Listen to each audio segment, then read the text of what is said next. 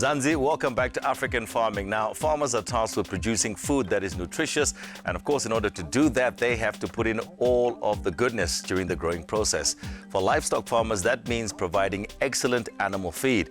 Now, amid tough economic conditions and increasing feed prices, that's not always easy. We spent some time with farmer Kinelo Rapesu to see how she approaches nutrition in her operation, and now it's time to find out from the experts here in studio. Joining us in studio, Dieter Fleischmann from AFGRI Animal Feeds. Dieter, are you well? I'm well, and you? Thanks, Tony.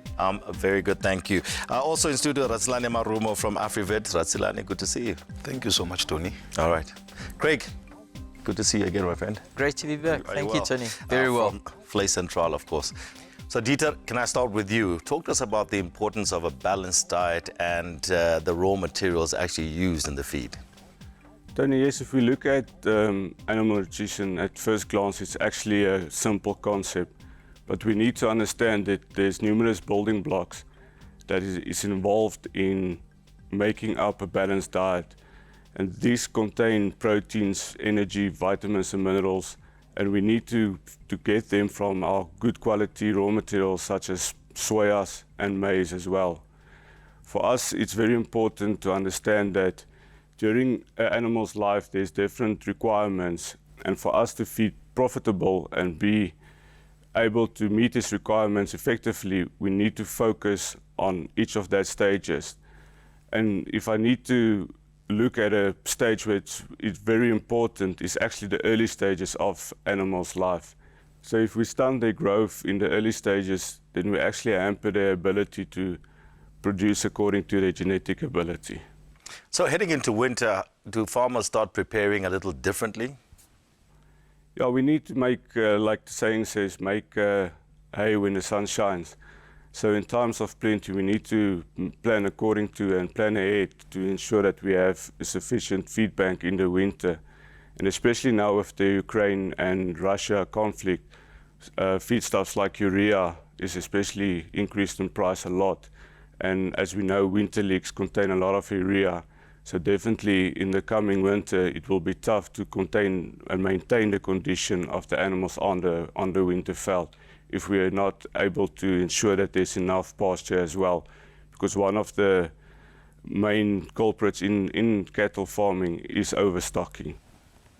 Ratselane, we've just heard everything from Dieter here. What part do supplements play in terms of nutrition? Thank you again, Tony. The supplement, perhaps let me say this. Traditionally, the grazing used to contain, the plants used to contain everything that we need. But due to changes that took place, and this, of course, to the environment, to the soil, and the global warming, they affected the growth of the plant in such a way that we started having these shortages. And unfortunately, all these shortages, they are very important to the health and the growth of the animal. Now, we find ourselves having to come up with different ways on how to bring these shortages that are no longer found in plants or leaves per se. Now, we need all these shortages for optimal growth, sound health, so that the animal will be able to produce. They have good skin, they've got tender meat, they produce good eggs. So the issue of supplementation is inevitable. We need it so that we are able to produce grade A meat. We need supplementation so that we assist this animal to produce or to breed optimally. What's your advice to a farmer in terms of the supplements they can use? I mean, what do you look out for? Okay, there are different ways. We can harvest the plants while they are still growing, like as Dieter has mentioned, or we can purchase the concentrates as we normally find them in our co-ops, or we can go the other route, which is the injectable vitamin and minerals, or the oral ones that are found on the market. So Craig, if I may come to you, if I'm the farmer and I want to bring my animals, my livestock to the auction, what are the key things I should prepare for?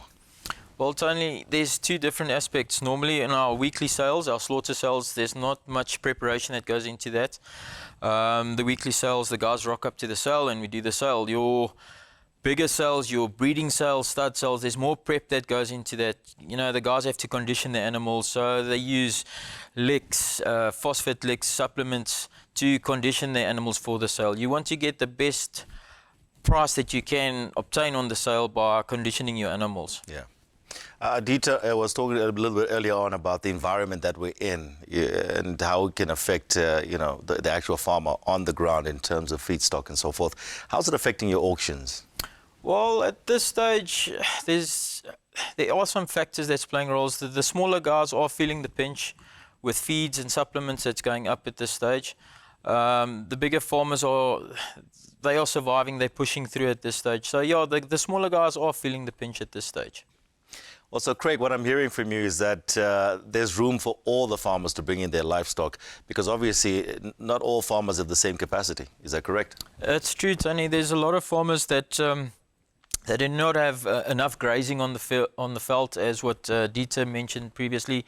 The biggest problem is there's overstocking on the farm. So some of the guys do not have funds to supply their animals with the efficient supplements, phosphate licks, winter licks. So at the auction, there is a wide range of animals that can be selected, animals that can be bought to fatten up for slaughter at a later stage. There are other animals that are in top condition for breeding purposes. So there is a wide range at the sale yard. Okay, fantastic. Let me get a quick last comment, guys. Dieter, I want to go back to the conditions that we're in terms of animal feed. Any last word, a piece of advice to farmers out there?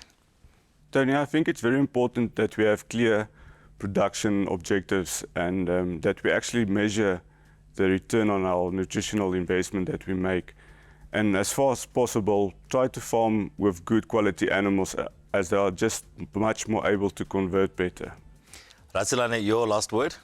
Okay, from my side, Tony, the best thing that we would advise a farmer, it would be ideal that they stick to the traditional grazing. But again, we would advise all the farmers to supplement during those periods where we experience these shortages, so that they see the return on the investment. And Craig, last word from you. Well, all that I can say is that I know it's a difficult time for the farmers at this stage. There's a lot of challenges now. Stock theft, feeding programs, drought. We're hoping for good rain, but to all the farmers out there, push forward. We need you guys. Fantastic. Gentlemen, thank you so much for your great insights. We'll see you next time. Thank you, Tony. Fantastic. So Mzansi, next week we'll bring you another incredible African farmer. So be sure to tune in. And in the meantime, catch us on our social media pages, #AfricanFarming, or on our website, africanfarming.com. And remember, we farm better together.